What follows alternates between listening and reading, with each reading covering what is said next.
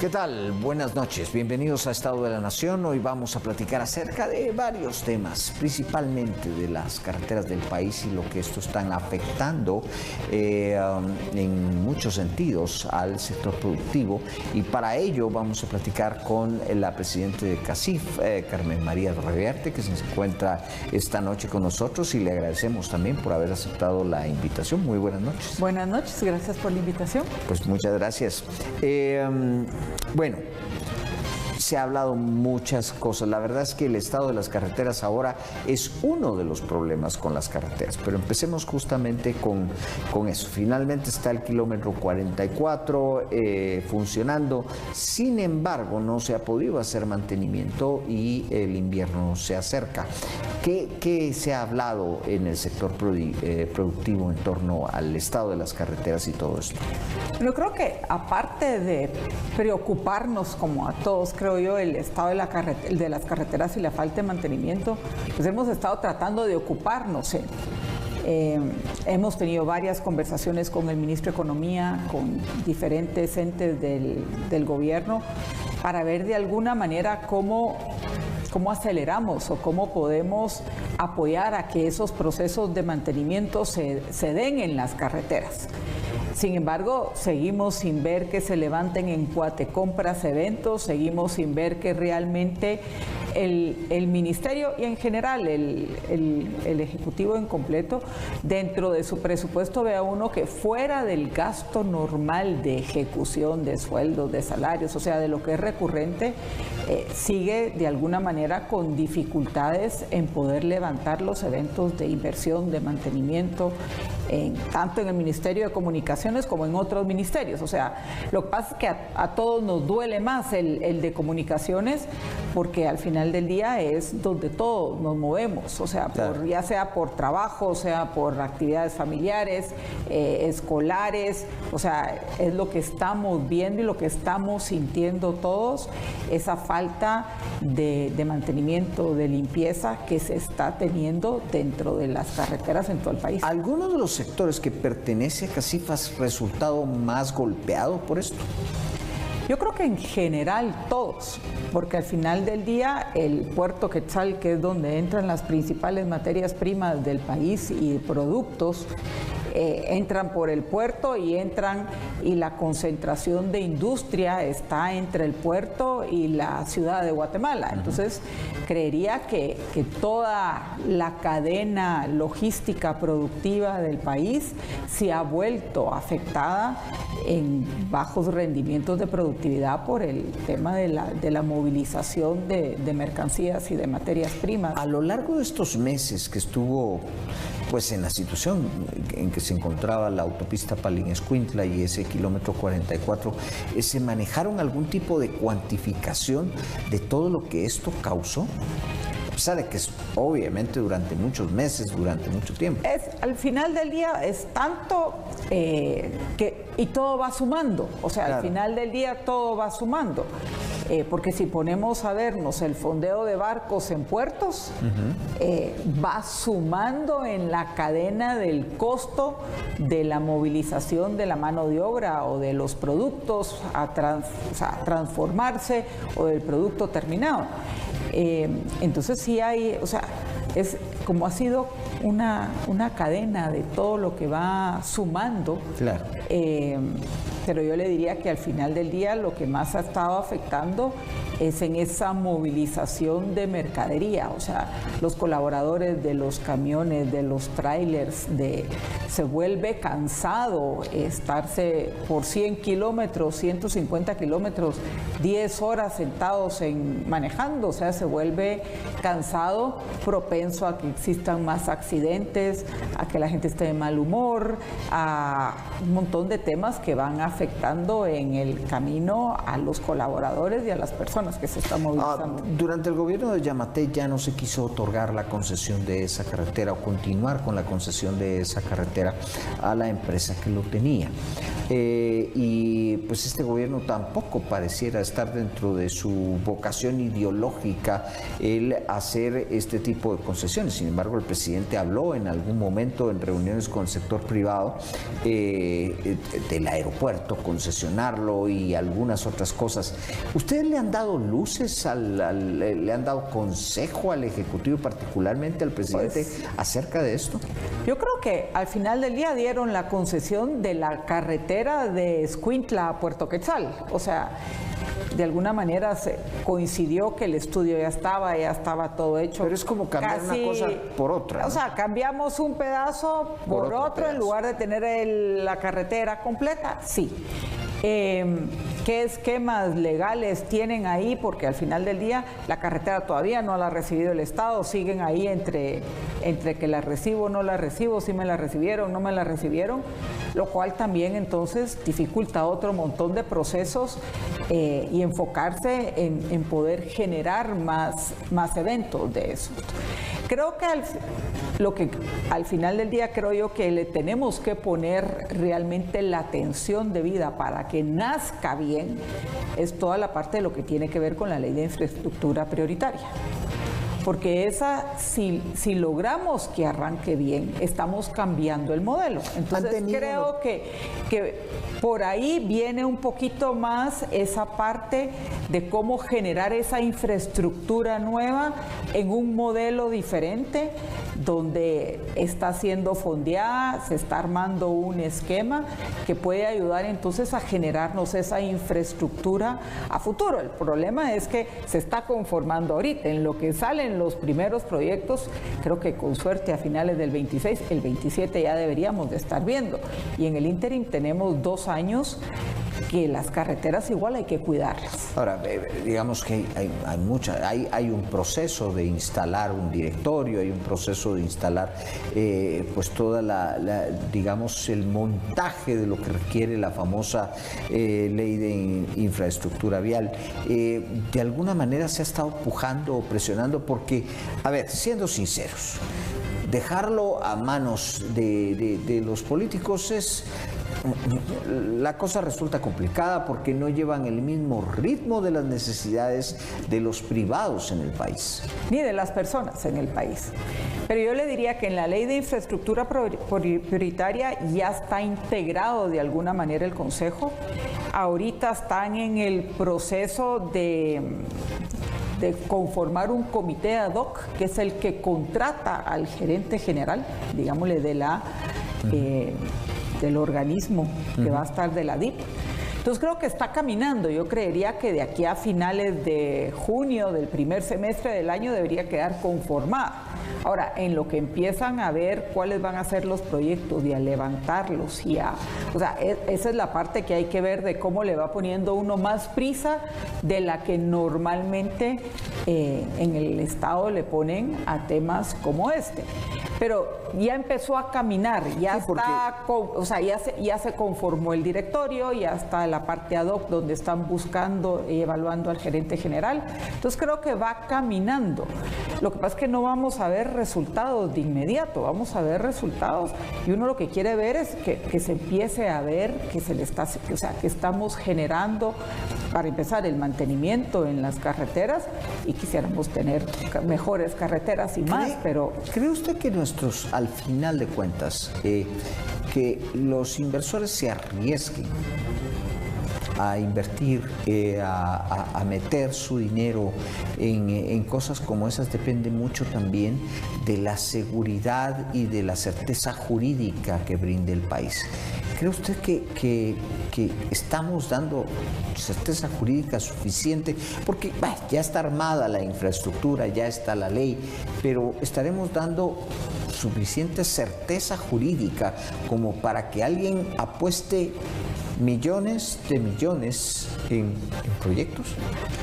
Yo le diría que la ley, como deja establecido el fondeo, que mucho de lo que sucede en toda la parte del Estado y las construcciones es cómo me van a pagar. Aquí la ley ya lo deja claro, cómo entran los fondos y cómo cómo se tiene que elaborar. Entonces está más claro el camino Entonces creo que es más fácil que entren inversores a poder hacer los proyectos, porque hay un poco más de certeza. Creo que en todos estos temas la principal incertidumbre que nos da cuando se está generando y trabajando en obra con el Estado es: ¿me van a pagar? ¿No me van a pagar? ¿Qué voy a tener que hacer para pagar? ¿Para que me paguen? Entonces eso hace que obviamente mucha gente diga: no me meto, no me interesa. Creo que la ley esta tiene delimitados y está más claro su actuar en cómo va a funcionar y cómo van a ser los pagos. Y por eso le digo, en la manera en que se logre conformar ese buen directorio y arranque con buen pie, creo que puede hacer la diferencia en la generación de nueva infraestructura. Hoy por hoy, ya resuelto, y esperamos que quede resuelto por largo tiempo, lo del kilómetro 44, ¿dónde están encontrando, digamos, las empresas mayores problemas para transitar por el país? Porque teníamos la cantidad de horas promedio que teníamos era la más elevada prácticamente de América. De kilómetro por hora, exactamente. Cada vez está más bajo. Creo que el kilómetro 44 ahorita va a resolver un poco el tiempo, digámosle que nos va a quitar 2 horas probablemente de camino de lo que estábamos haciendo hasta hace poco, pero igual llegamos a topar a otros cuellos de botella. Entonces sí, pero de ahí topamos con el cuello de Amatitlán o topamos con el cuello de... Entonces, o sea, las soluciones tienen que ir un poquito más integrales y más allá, y esperando a que no tengamos un derrumbe en algún lado que nos quite un carril y se nos vuelva una complicación ahora con la entrada del invierno. El hecho de que las poblaciones han crecido alrededor de las carreteras, pues uno tiene la carretera a la frontera con México, o sea, ¿cuántas poblaciones no tenemos ya donde entramos de 5 kilómetros se hace 1 hora? Entonces, o sea, mientras no resolvamos todo eso, o sea, logramos arreglar el de Escuintla a Amatitlán, digámosle que le quitamos 2 horas a 40 kilómetros, pero todavía tenemos otros cuellos de botella que no logramos que fluyeran. Y que al final del día son parte de lo que nos hace poco productivo de nuestros colaboradores. ¿Qué se espera de estas vías privadas que se están por inaugurar? Hay una carretera ya bastante adelantada en el sur del país. ¿Cómo ven ustedes esto, una carretera enteramente privada? ¿Cómo lo ven? Pues yo creo que siempre hay que tener las dos opciones. O sea, creo que de alguna manera, en la medida que se puedan generar más proyectos como estos, que acompañen las carreteras públicas, nos van a ayudar, porque al final del día podemos elegir si pagamos o no. Si queremos llegar 3 horas antes o preferimos no pagar y llegar 3 horas después. O sea, creo que eso va a tener. Lo vemos en la VAS, que ha ayudado bastante a desfogar ciertas salidas de la ciudad. El hecho de que los de Carretera El Salvador ya no tengan que venir a entrar a la ciudad para poder ir a la costa sur, le quita flujo de tráfico.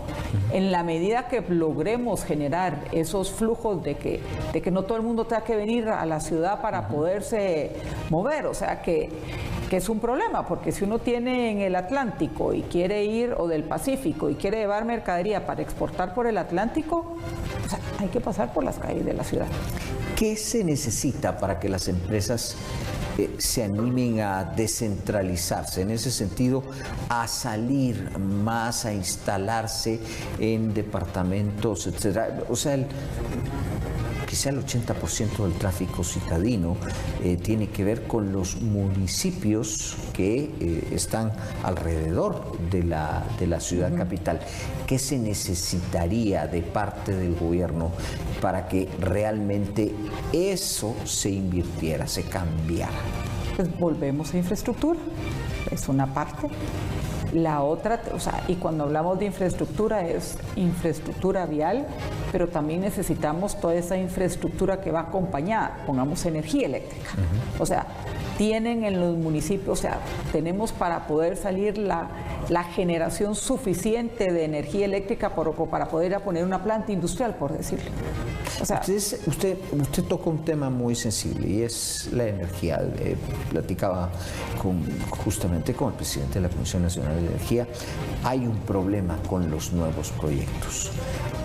Porque pues de alguna manera no hay los incentivos correctos para que se apueste nuevamente a un crecimiento y la demanda empezó a alcanzar a la oferta cuando Guatemala había gozado afortunadamente de épocas en ese sentido bastante buenas, pero digamos los proyectos no tienen digamos la buena acogida por parte de las autoridades, nuevos proyectos para la generación de energía, hay mucha reglamentación, se atrasan las autorizaciones. ¿Cómo ven eso? Porque está empezando a sonar las alarmas en el sector eléctrico. Yo creo que eso es parte de lo que la PEC 5 se está promoviendo para que salga a final de año. Hay diferentes métodos de generación de energía hoy día. Creo que dentro de todos esos temas, o sea, si queremos generar más energía con agua, digámosle, pero independientemente de cuál, seguimos con una reglamentación del convenio 169 que no está. Entonces eso ayuda a tener una certeza jurídica cuando uno quiere llegar a invertir en esos. Entonces creo que eso es algo que es importante poder terminar de hacer para que realmente ciertos proyectos hidroeléctricos de generación en el interior se den, pero cada día vemos más parque solar. Estamos generando más con energía solar. Entonces hay diferentes metodologías que se pueden en la matriz energética que va a ser interesante verla y efectivamente ya la demanda alcanzó a la oferta, lo cual quiere decir, y en ese sentido creo que el modelo ha sido tan exitoso que sí hay gente que quiere venir a invertir. Ahora, ¿se le ha dicho a las personas lo suficiente? ¿Cree usted que se ha hecho el esfuerzo de divulgar la necesidad de esto? Porque, a ver, muchos alcaldes no dan autorizaciones. El problema con los alcaldes para la autorización de la revisión del mantenimiento a las líneas que existen, las autorizaciones para nuevos proyectos se atrasan y entran ahí. O sea, yo recuerdo perfectamente bien cuando en Guatemala había razonamientos y muchos guatemaltecos lo han olvidado absolutamente. Yo creería cuando que no. La industria y todos se preparaban de acuerdo a un calendario de racionamientos que había en el país y la luz se iba por horas y se racionaba el país y muchos guatemaltecos lo olvidaron. No lo han vivido. Esa es una. La otra también tuvimos racionamientos de gasolina y de todo en esa misma, más o menos en los mismos tiempos. Yo creo que al final del día es un poco como alguien decía, ¿verdad? O sea, tenemos estos seguros y todo va muy bien, pero no nos damos cuenta de lo que nos va a hacer falta o lo caro que nos sale hasta que no nos sucede y nos enfermamos. Entonces creo que aquí es un poquito esa alerta, creo que la alerta de que ya necesitamos que salga la PEC 5 ahora, para poder generar energía y la matriz energética que van a sacar. Pero no hay una tarea que tenemos que hacer de recordarle a las personas. Hay una tarea que hay que hacer de recordarle. De decirles, a ver, es que esto, así como lo están viviendo hoy, es que no fue así en el pasado. Y la otra es que parte de la problemática también tiene que ver con la transmisión. Entonces, para poder llevar energía al interior necesitamos tener las torres de transmisión. O sea, la energía no llega solita, llega cableada, que es parte de lo que a veces genera mucho problema también. Entonces, queremos energía, pero no queremos lo que implica invertir en el camino, en esos cableados, y ahí vamos un poquito a lo que mencionaba de los alcaldes o de las comunidades. Pero, o sea, es un trabajo que hay que hacer integralmente para poder llegar y poder generar y mover esa energía entre todo el país. O sea que, digamos, descentralizar realmente el país significa llevar energía, significa significa llevar carreteras, pero implican una certeza jurídica muy grande, en donde quizá no estamos haciendo todas nuestras tareas y sobre todo pareciera que las autoridades no están convencidas totalmente de esto. Y necesita de otros incentivos, porque al final del día llegar al interior, si es hasta, o sea, no necesariamente es más económico, porque hay otro montón de temas que no se tienen. Entonces hay que incentivarlo, y creo que eso es una parte de lo que los gobiernos locales deberían de hacer, o sea, desde las municipalidades hasta los gobernadores. O sea, se necesita de algo adicional, porque si no es muy cómodo estar en la ciudad, porque está todo más cercano, está todo, o sea, uno tiene a los proveedores, tiene uno a los clientes, o sea, todo está más cerca, o sea, hasta el despachar producto es más fácil desde la ciudad hacia el interior que tratar de despachar del interior al interior. Claro. Entonces, y eso tiene que ver con logística de quiénes están dónde y cómo funciona.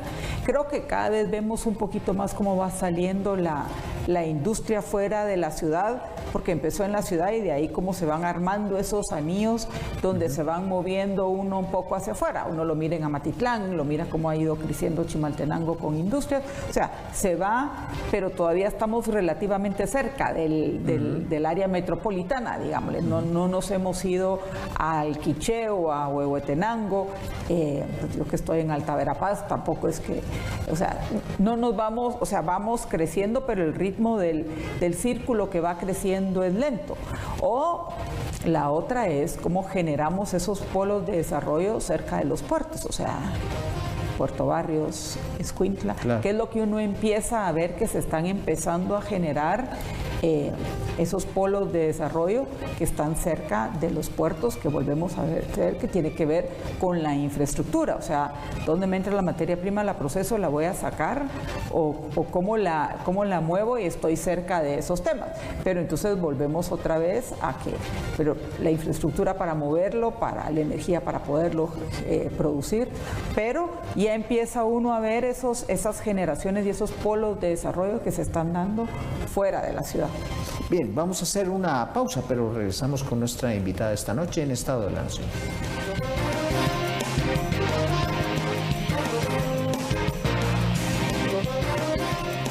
Cuatro generaciones se enfrentan en una misma cocina.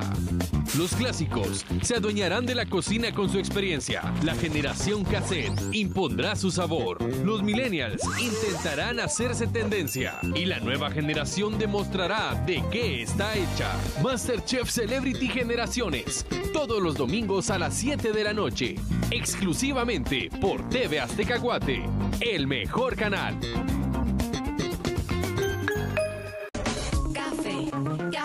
Familia querida, llegó la cinturita de semana y tenemos un Café AM especial para ti a partir de las 8 de la mañana.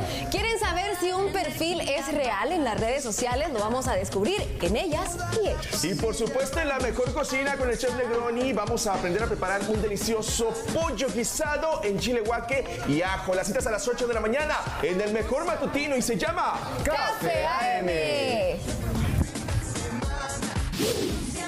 Café AM, lunes a viernes, 8 de la mañana. Solo por TV Azteca Guate.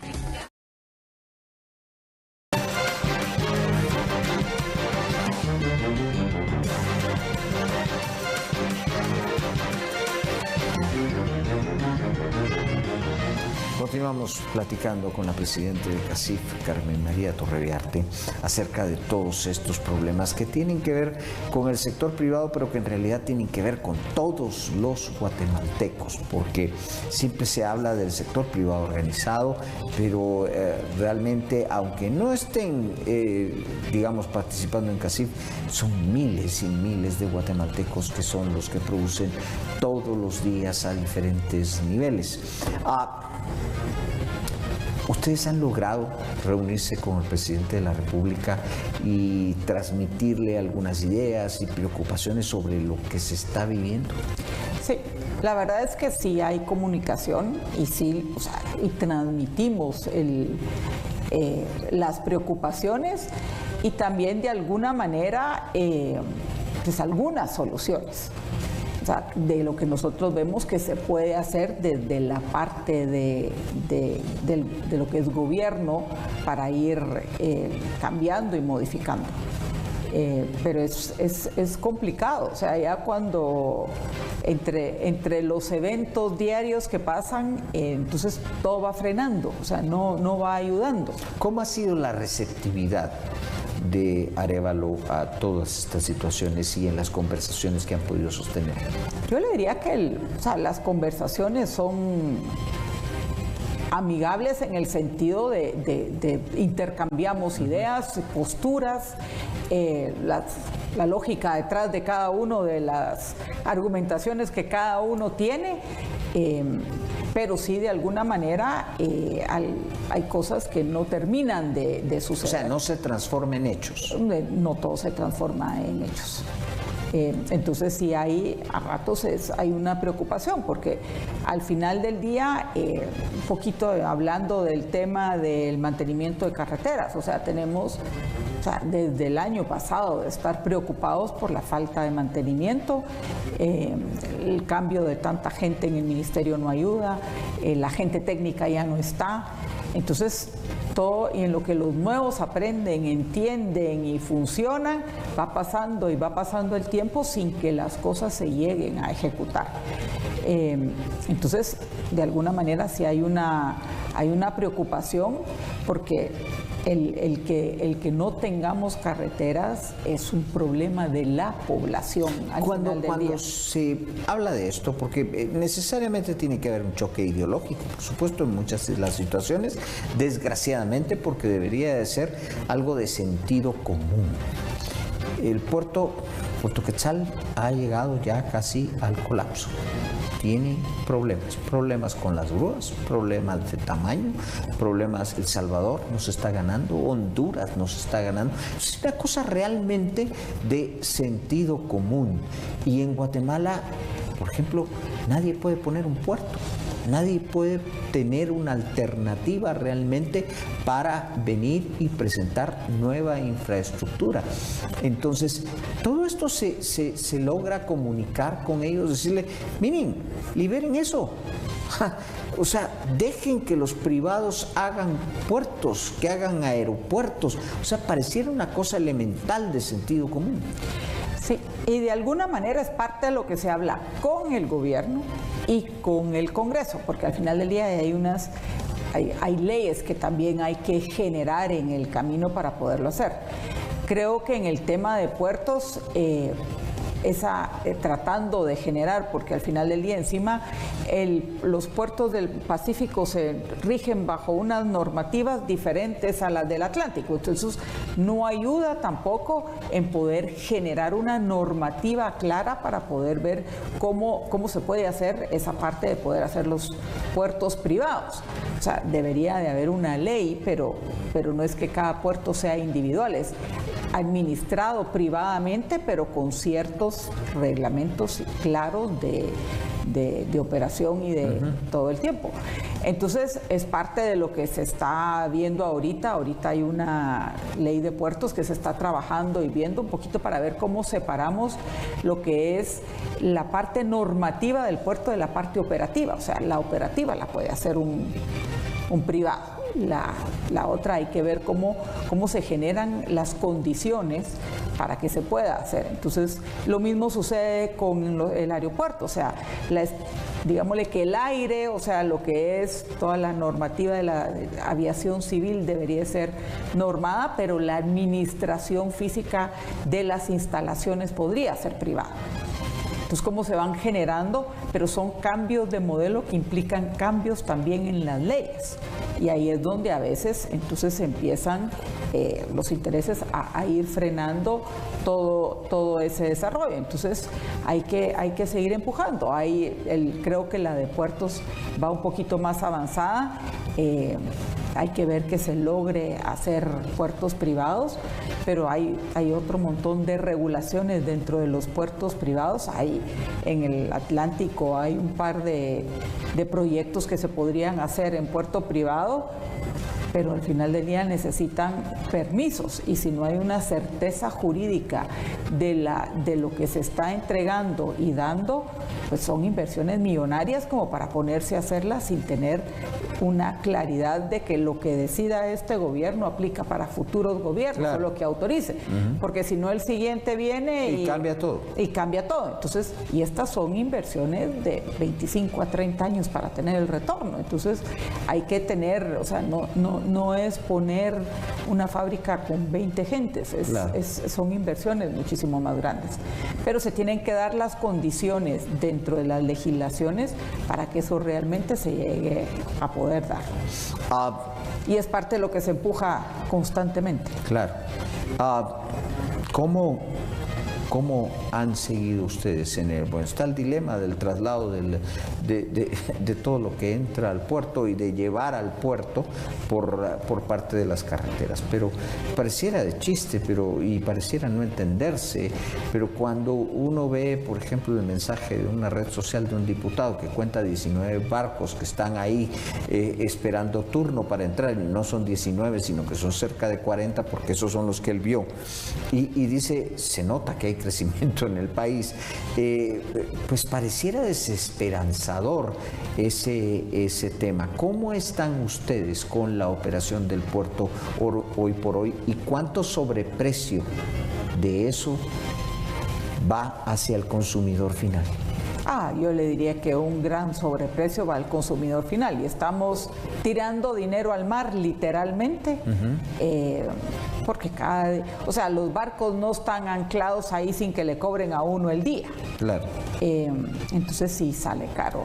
El año pasado creo que las estadísticas eran más de 300 millones de quetzales lo que se habían pagado entre todos los fondeos de todo lo que está ahí.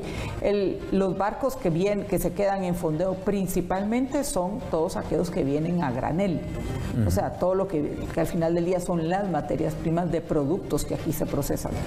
La parte de contenedores es más eficiente, principalmente porque hay una terminal privada de contenedores APM que entonces ayuda en ese proceso, y EPQ en la parte de contenedores es, digámosle, un poco más eficiente.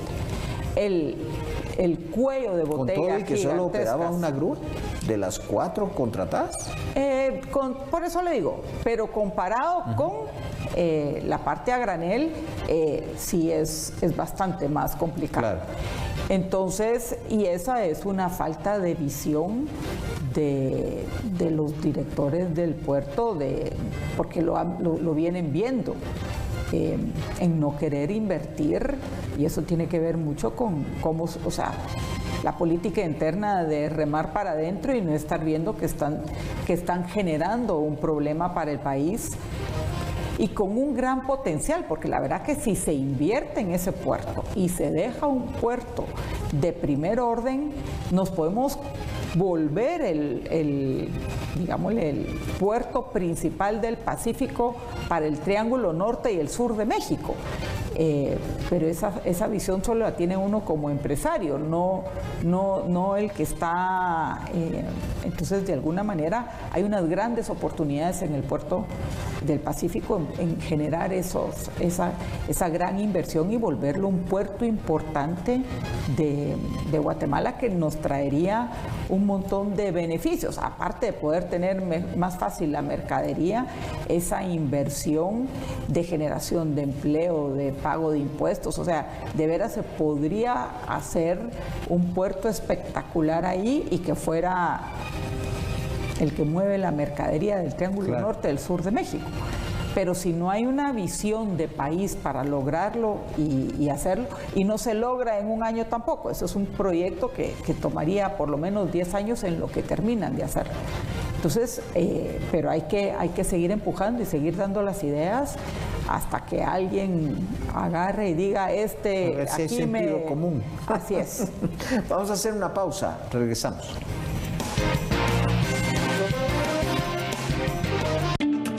Infórmate desde temprano, de lunes a viernes, con el mejor equipo de noticias. La información completa junto a nuestros reporteros que nos actualizan minuto a minuto el acontecer nacional. En Hechos AM, a partir de las 5:45 de la mañana. Solo por TV Azteca Guate, el mejor canal.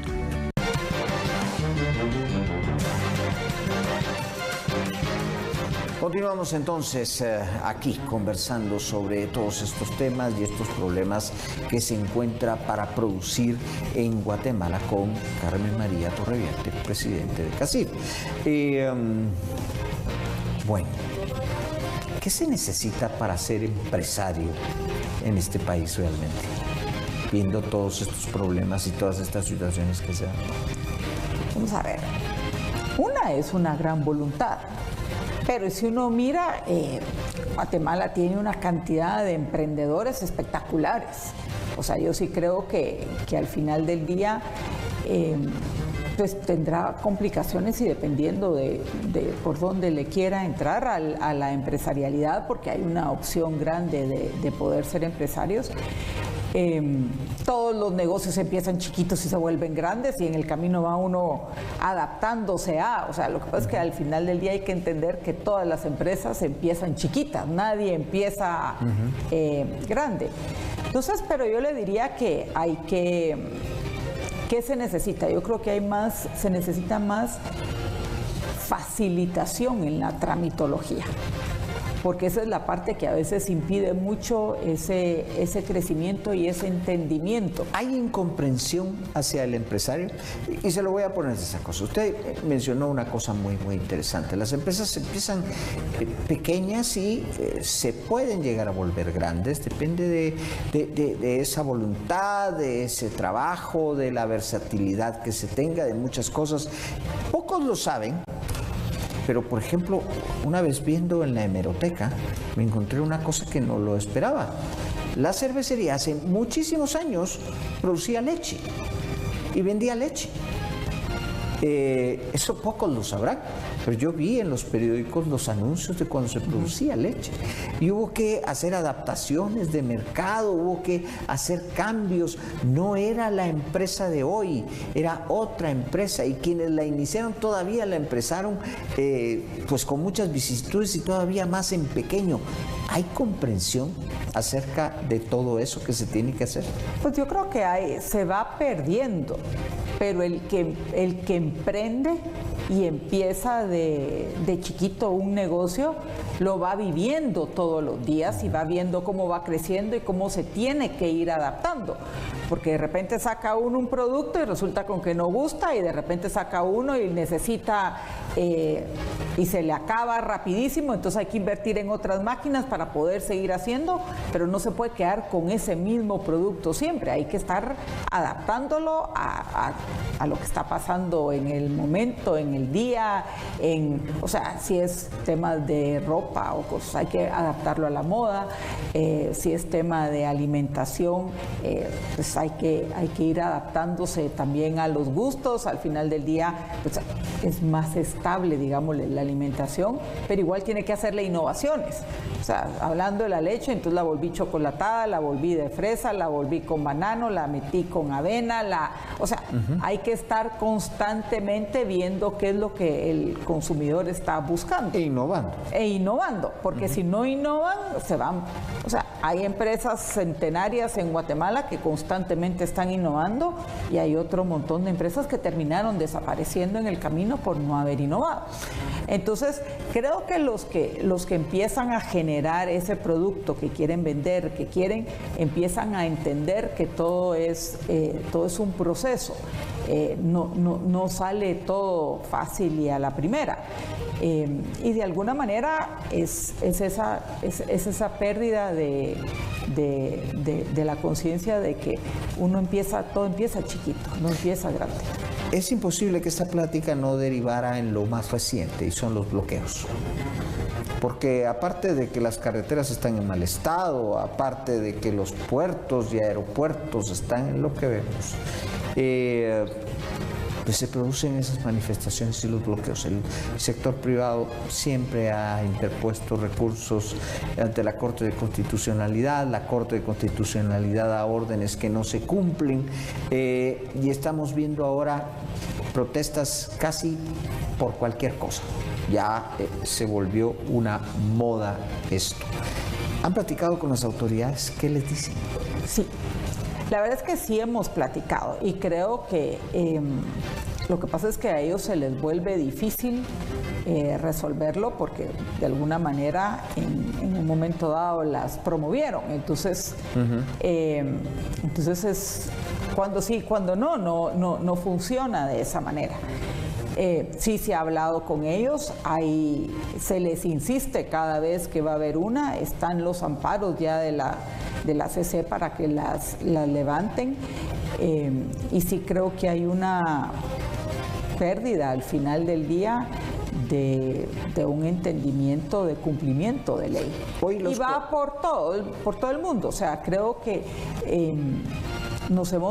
se nos olvida que viviendo en un país, en una sociedad, en un condominio, en todos los ámbitos en los que nos rodeamos, hay ciertas normativas y ciertas reglas que hay que cumplir. Hoy los 48 cantones se atrevieron a decir, y porque tengo que decir, lo digo yo, esto es una ilegalidad, la cosa más absurda. Cuando dicen en parte de su conferencia de prensa que van a cerrar centros comerciales que hay en Totonicapán, que no van a permitir el ingreso de productos a Totonicapán. Cuando uno ve esas amenazas y cuando, a ver, no en balde, realmente la inversión que se ve año con año en el país es reinversión de los valientes que están aquí. Pero inversión extranjera en grandes montos, Guatemala no atrae inversión extranjera y mucho se debe a ese tipo de cosas. ¿Cómo ha habido reacciones a esa conferencia de prensa dentro del sector privado cuando dicen vamos a cerrar el centro comercial, vamos a evitar que entren productos? Pues la verdad es que al final del día no es la manera en que creo que hay que hacer solicitudes. Creo que tenemos que aprender y hay que un poquito entender las leyes de Guatemala y lo que la gente está pidiendo. Y de alguna manera las solicitudes que hacen, pues en muchos casos están un poquito... creo que hay que aprender a dialogar sin amenazar. Y a llegar a entendimientos que a veces se vuelven procesos largos, sí, pero creo que en el entender las posturas de los diferentes ámbitos y aspectos es donde uno puede llegar a entender para encontrar esas soluciones. Una pregunta personal, no la puedo dejar ir sin hacérsela. Está llegando, digamos, al final su periodo. El lunes. El lunes. ¿Cómo ha sido esta experiencia? Yo le diría que ha sido una experiencia de mucho aprendizaje. Creo que hasta que uno no se involucra de esta manera, yo creo que ustedes lo viven más, no entiende uno cómo realmente funciona el Estado. Y cuáles son las frustraciones que tiene, porque uno desde la perspectiva del sector privado arranca todo más rápido. Aquí hay otro tipo de metodología, si lo quiere decir, para poder hacer las cosas que son más lentas. Hay que verlo con más gente, o sea, no es solo la visión de uno, sino es un cuerpo colegiado, si lo quiere ver, que se vuelve interesante, porque de oír diferentes perspectivas enriquecen mucho el conocimiento. Después de lo vivido, ya así breve, porque nos tenemos que ir, ¿volvería a tomar el reto en algún momento en el futuro?